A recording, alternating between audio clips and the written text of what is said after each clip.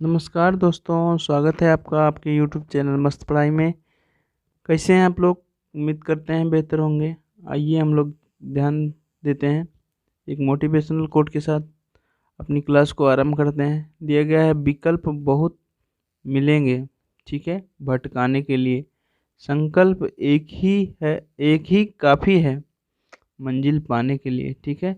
आपने अगर संकल्प कर लिया है कि हमें एक ही लक्ष्य को, जो लक्ष्य बना लिया है अपना, तो उसी पे अपना सब कुछ झोंक दीजिए। अपनी पढ़ाई को समर्पित कर दीजिए अपने आप को। दिन रात परीक्षा में बहुत कम ही समय है, ठीक है। तो चलते हैं हम लोग 2022 की लेखपाल परीक्षा की तैयारी के आगे बढ़ाते हैं। ग्राम समाज एवं विकास का प्रैक्टिस सेट सॉल्व करते हैं, ठीक है। दिया गया है पहला क्वेश्चन, एक कृषि वर्ष की समयावधि कब से कब तक होती है? तो कृषि वर्ष जो होता है वो जुलाई से शुरू होता है, ठीक है। तो 1 जुलाई से लेकर के 30 जून तक जो होता है वो कृषि वर्ष होता है। वित्तीय वर्ष होता है वो 1 अप्रैल से 31 मार्च तक आपका वित्तीय वर्ष होता है, ठीक है। आपका बजट इसी के अकॉर्डिंग पास होता है, मतलब 1 वर्ष का बजट होता है, ठीक है। चलते हैं नेक्स्ट क्वेश्चन पे। दिया गया है, खसरा एवं खतौनी को सम्मिलित रूप से क्या कहा जाता है? खसरा एवं खतौनी आपका अधिकार अभिलेख है, ठीक है, जो है आपका ऑप्शन नंबर ए। चलते हैं नेक्स्ट क्वेश्चन पे। ग्राम पंचायतों, प्रखंडों और जिलों को पूरी तरह साफ और खुली में शौच से मुक्त बनाने के इस अभियान को व्यापक रूप से प्रोत्साहित करने के लिए कौन सा पुरस्कार प्रदान किया जाता है?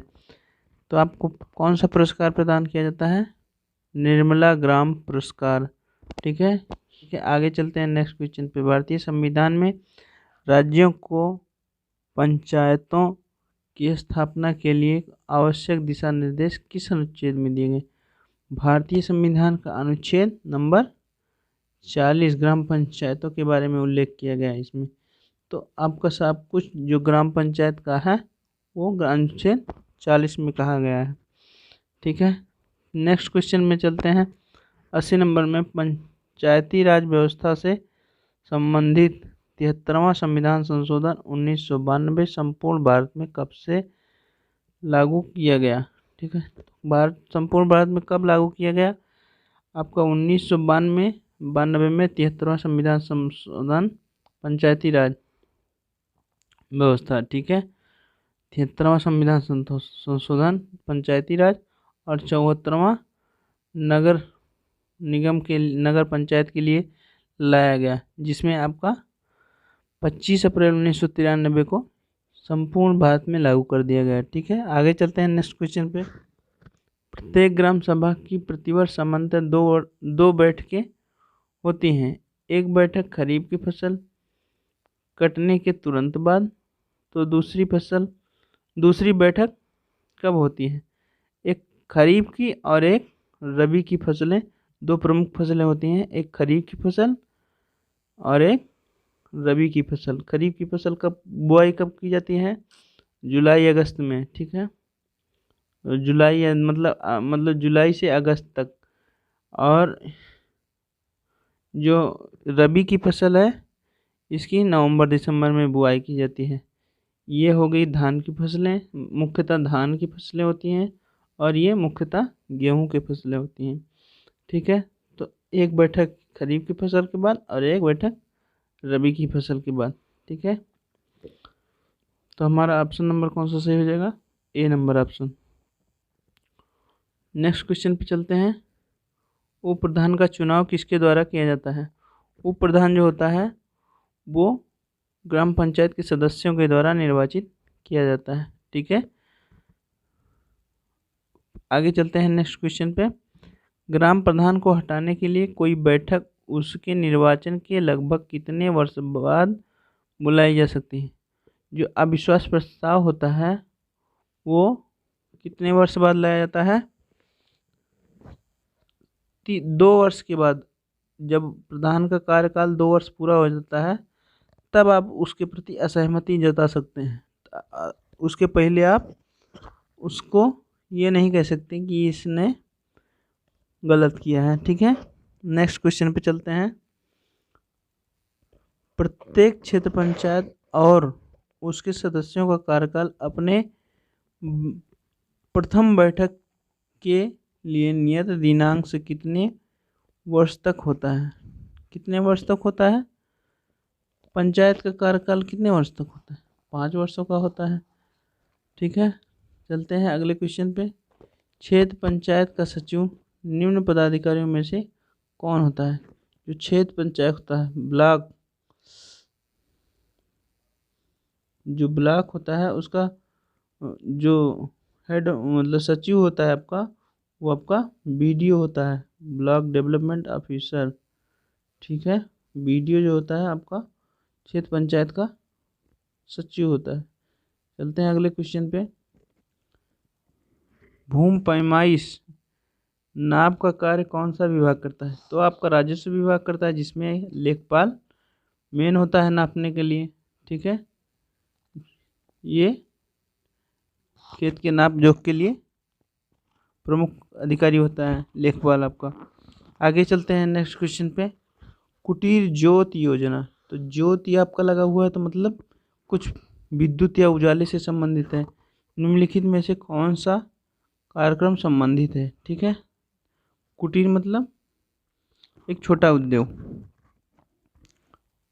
ग्रामीण बेरोजगार युवकों को रोजगार दिलाना, ग्रामीण क्षेत्रों में कुटीर उद्योग को प्रोत्साहन देना, ग्रामीण क्षेत्रों में गरीबी रेखा से नीचे जीवन यापन करने वाले परिवारों को विद्युत उपलब्ध कराना। तो आपको विद्युत दिखा तो आपका ऑप्शन नंबर सी सही हो जाएगा। ठीक है, आपका ऑप्शन नंबर सी क्या हो जाएगा? ग्रामीण क्षेत्रों में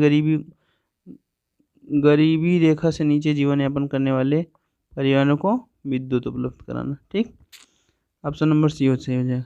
चलते हैं अगले क्वेश्चन पे। जब किसी आपदा जैसे बाढ़, सूखा, ओला पाला, फसल रोग, मनुष्यों या पशुओं में भयंकर संक्रामक रोग, घर या फसल में भयंकर आग लगने के कारण किसान की भारी क्षति की सूचना रजिस्ट्रार कानूनगो को कौन पहुंचाता है? जो आपका सूचना कलेक्शन होता है वो लेखपाल करता है। ठीक है, और वो कानूनगो को जाके पेश करता है। ठीक है, जिससे आपको सरकार द्वारा क्षतिपूर्ति मिलती है। ऑप्शन नंबर कौन सा सही हो जाएगा? B number option. चलते हैं नेक्स्ट क्वेश्चन पे। दिया गया है चकबंदी लेखपाल किसके अधीन होते हैं? तो चकबंदी आती है आपकी, वो चकबंदी लेखपाल जो होता है वो आपका चकबंदी आयुक्त के अंदर आता है। ठीक है, किसके अंदर आता है? चकबंदी आयुक्त। ठीक है, अगले क्वेश्चन पे चलते हैं। प्रत्येक जिले का सबसे बड़ा राजस्व अधिकारी कौन होता है? सबसे बड़ा जो राजस्व अधिकारी होता है जिले का मालिक होता है, जो राजस्व कलेक्शन और आपका प्रशासन सब चीज़ के बारे में वो मायने रखता है, कलेक्टर होता है। ठीक है, डीएम साहब। चलते हैं अगले क्वेश्चन पे। प्रत्येक जिले में कितने लेखपाल होंगे, उनकी संख्या का निर्धारण कौन करता है? तो जो लेखपाल की संख्या का निर्धारण है वो आपका राज्य की सरकारें करती हैं। ठीक है, राज्य की सरकार जो है वो आपको निर्धारित करेगी कि इस जिले में कितने लेखपाल होंगे। ठीक है, और डीएम और जो है अन्य अधिकारियों के सहयोग से उसका ब्यौरा मंगवाते हैं। ठीक है, चलते हैं अगले क्वेश्चन पे। नक्शे मैप का अनुरक्षण करने के लिए लेखपाल अपने हल्का जो होता है हल्के के प्रत्येक गांव का हर वर्ष प्रत्येक खेत में जाकर कितनी बार निरीक्षण करता है? कितनी बार जाता है वो तो आप जानते हैं, लेकिन नियम कितनी बार है जाने का?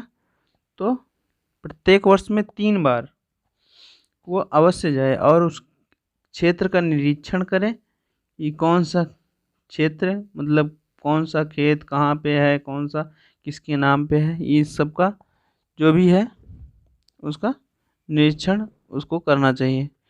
ठीक है, चलते हैं अगले क्वेश्चन पे। दिया गया है खतौनी में लगभग कितने खाने होते हैं। तो खतौनी में लगभग कितने खाने होते हैं, 13 खाने होते हैं। एक होता है खसरा और एक होता है खतौनी। तो खतौनी में तो 13 खाने हो गए। खसरा में व्यवहारिक रूप से 21 खाने होते हैं, लेकिन उस तरह से 22 खाने होते हैं। तो खसरा और खतौनी में खानों की संख्या 13 और 22 होती है। ठीक है, अगले क्वेश्चन पे चलते हैं। सभी गांवों में सरकार के प्रतिनिधि के रूप में किस वर्ष लेखपालों को नियुक्त किया गया। जब ब्रिटिश गवर्नमेंट थी तभी ये कार्यक्रम चलाया गया था। 1918 में एक ग्राम के प्रतिनिधि के रूप में सरकार ने अपना प्रतिनिधि लेखपाल को बनाया था। ठीक है, और नियुक्त किया था। चलते हैं अगले क्वेश्चन पे। 95, भारत सरकार ने वर्ष 2005 में पटवारी इंफॉर्मेशन सिस्टम नामक सॉफ्टवेयर विकसित किया ताकि ज़मीन का विक्रय किया जा सके, कंप्यूटर की डाटा रखा जा सके, किसानों को जागरूक किया जा सके। इनमें से कोई नहीं। तो आप बताएंगे कमेंट बॉक्स में। तो इसमें कौन सा ऑप्शन सही हो जाएगा। किसानों ये बिक्री किया जा सके, इसका तो कोई मतलब नहीं है, क्यों सरकार इसको बनाएगी। और ये किसानों को जागरूक किया जा सके, तो ये भी इसमें सही नहीं है। ये जो है आपका कंप्यूटर की डाटा रखा जा सके, जो आपकी क्षेत्र है जो भी है आपका, उसका कंप्यूटर की जो फाइल है उसको बनाया जा सके। चलते हैं अगले क्वेश्चन पे। उत्तर प्रदेश में पटवारी के पद को किसके कार्यकाल में समाप्त कर दिया गया। पटवारी जो होता है उत्तर प्रदेश में, वो कब समाप्त किया गया। तो चौधरी चरण सिंह जी के कार्यकाल में इसको उत्तर प्रदेश से हटा दिया गया। पटवारी का जो वो था, पटवारी का पद, इसको ख़त्म कर दिया गया। जब प्रधानमंत्री जो कौन थे, चौधरी चरण सिंह जी थे। ठीक है, अगले क्वेश्चन पे चलते हैं। पटवारी प्रणाली का प्रारंभ सर्वप्रथम किसके शासनकाल में हुआ था। जो मुगल काल में जब शेरशाह सूरी थे, इन्होंने इस क्षेत्र में बहुत सारे काम किए थे। तो इसमें कौन सा सही हो जाएगा, शेरशाह सूरी। पटवारी प्रणाली का प्रारंभ कौन किया था, शेरशाह सूरी। चलते हैं अगले क्वेश्चन पे। किसी लेखपाल की डायरी कब से कब तक का ब्यौरा दर्ज किया जाता है। तो आपका जब जो कृषि वर्ष होता है उसी में लेखपाल की डायरी, नहीं सॉरी माफ़ कीजिएगा, लेखपाल की जो डायरी है वो 1 अगस्त से 31 जुलाई तक होती है। ठीक है, उसी में आपका वो होता है, क्या बोलते हैं, खारिज दाखिल, और जो इसका बैनामे का ब्यौरा, सब इसी के अंतर्गत आता है। ये कब किस वर्ष हस्तांतरित हुआ, इसी वर्ष, मतलब 1 अगस्त से 31 जुलाई तक में आ जाता है। ठीक है, आगे नेक्स्ट क्वेश्चन पे चलते हैं। जमींदारी प्रथा एक रजिस्टर होता था, जिसे किस नाम से जानते थे। ठीक है, जमींदारी प्रथा में जो रजिस्टर होता था उसको किस नाम से जानते थे। ऑप्शन नंबर का खतौनी नाम से जानते थे, या खसरा से, या खेवट, या जोतवही। तो आप बताएंगे। तो ऑप्शन नंबर कौन सा सही हो जाएगा, बी नंबर। ये खेवट नाम से जाना जाता था। जमींदारी प्रथा में जो एक रजिस्टर होता था उसको क्या कहते थे, खेवट। ठीक है, आगे नेक्स्ट क्वेश्चन पे चलते हैं। खसरा एवं खतौनी को सम्मिलित रूप से क्या कहते हैं। तो आगे ये क्वेश्चन दिया गया है, लेकिन बार फिर से रिपीट हो गया, तो हम लोग देखेंगे। ये अधिकार अभिलेख कहा जाता है। ठीक है, तो इस प्रकार से ये छोटी सी क्लास थी ग्रामीण विकास एवं ग्राम समाज के 25 क्वेश्चनों की। उम्मीद करते हैं आपको पसंद आई होगी, और अपनी तैयारी को बेहतर बनाते रहिए और इसी तरह से क्वेश्चन लगाते रहिए। और परीक्षा में एक अच्छा सुनहरा अवसर है आपके पास, जल्द ही होने वाली है लेखपाल की परीक्षा। तो आप लोग अपनी तैयारी को बिल्कुल एक अथक प्रयास के जरिए अपना तैयारी बेहतर बनाइए। तो चलते हैं, इसी के जरिए अपनी वाणी को विराम देते हैं। अच्छा लगे तो वीडियो को लाइक करिए, चैनल को सब्सक्राइब करिए और दोस्तों में शेयर करते रहिए, ठीक है। और जो भी है कमेंट के जरिए हमें सुझाव देते रहिए। धन्यवाद।